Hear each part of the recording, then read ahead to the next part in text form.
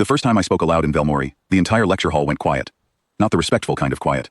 The kind where a room full of gas-bag academics, each one a slow-drifting pale amber sac, trailing secondary membranes like old curtains, all stop what they are doing to process the noise a human just made.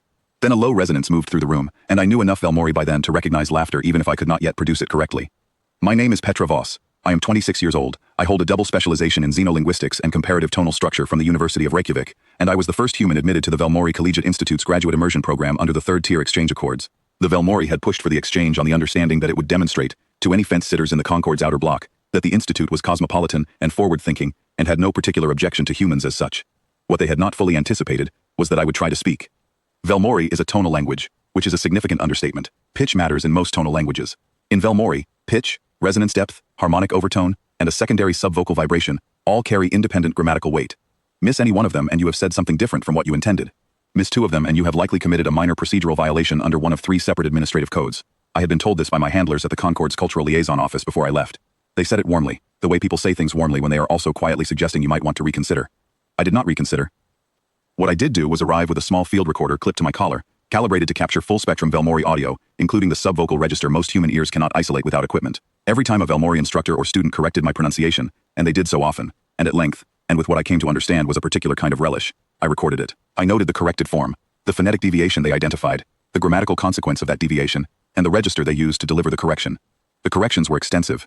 Professor Velsharin corrected my tonal drop on the ablative case marker 11 times across the first week. Instructor Felverath informed me, twice in a single session, that my subvocal harmonic was producing the formal second-person honorific when I intended the neutral third, which meant I had been inadvertently addressing inanimate objects as senior officials for at least 2 days. A junior fellow named Methsal, who drifted at the back of the seminar room, and whose secondary membranes were always slightly restless, corrected me in front of the entire cohort on a Thursday afternoon for what he described as making the ancient ceremonial register sound like a procurement request. I thanked each of them. I wrote it down. By the end of the second week, I had become something of an informal project for the faculty. Not in a hostile way. The Velmori are not hostile, as a rule. They are, if anything, extraordinarily patient. The patience has a particular texture to it, however. It is the patience of people who are very confident that what they are observing confirms something they already believed. I would hear the low resonance pass through the corridor when I walked by. I learned to identify it. It was not cruel. It was, by then, simply fond.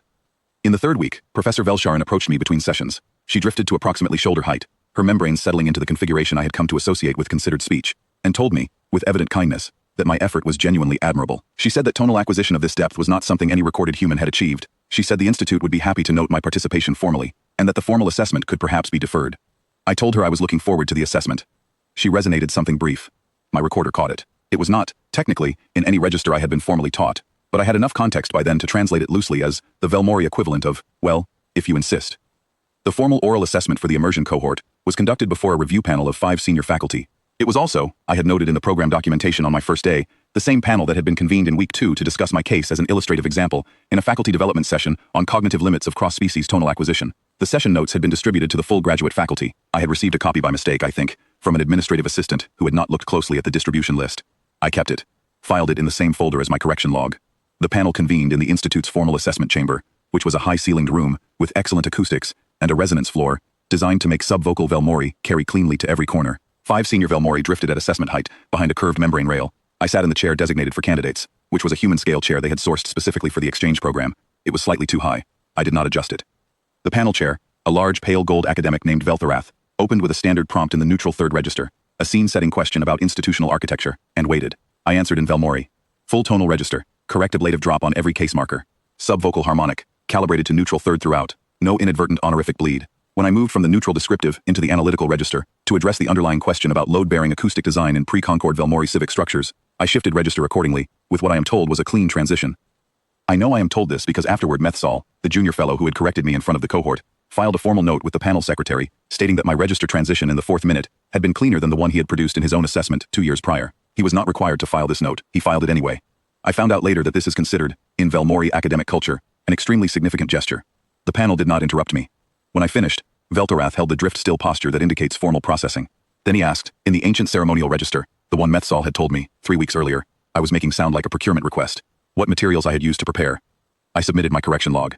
43 entries, full-spectrum audio attached, deviation analysis, and self-directed remediation notes for each one.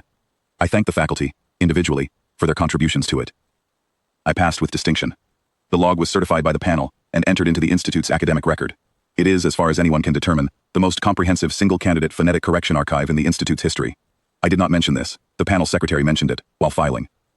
I caught a transport back to the Exchange residential block, ate the lunch I had packed, dense rye crisp bread, hard cheese, a thermos of coffee, and updated my field notes. The Velmori have an expression in the formal register. Rough translation. The correction that teaches the teacher. I had not known it when I arrived. I know it now. It was correction number 43.